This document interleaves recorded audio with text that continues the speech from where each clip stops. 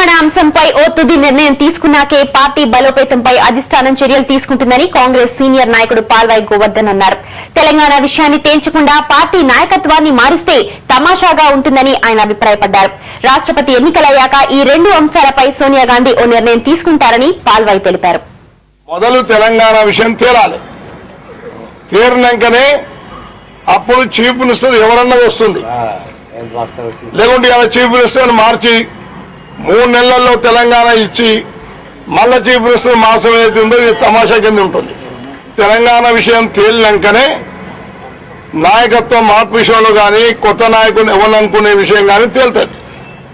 కాబట్టి వారు క్లియర్ గా వారు ఏంటంటే ఈ ప్రియాకుపై ఉన్నది కాబట్టి ప్రెసిడెన్షియల్ ఎలక్షన్ అయిపోయిన తర్వాత రాష్ట్రంలో ఉన్న అన్ని వర్గాల నాయకులతో మాట్లాడి తెలంగాణ విషయంలో ఒక నిర్ణయం, తర్వాత రాష్ట్రంలో కాంగ్రెస్ పార్టీని స్ట్రెంథన్ చేయడానికి ఏ విధమైన చర్యలు తీసుకోవాలో ఆ చర్యలు ఆమె తీసుకుంటుంది. కానీ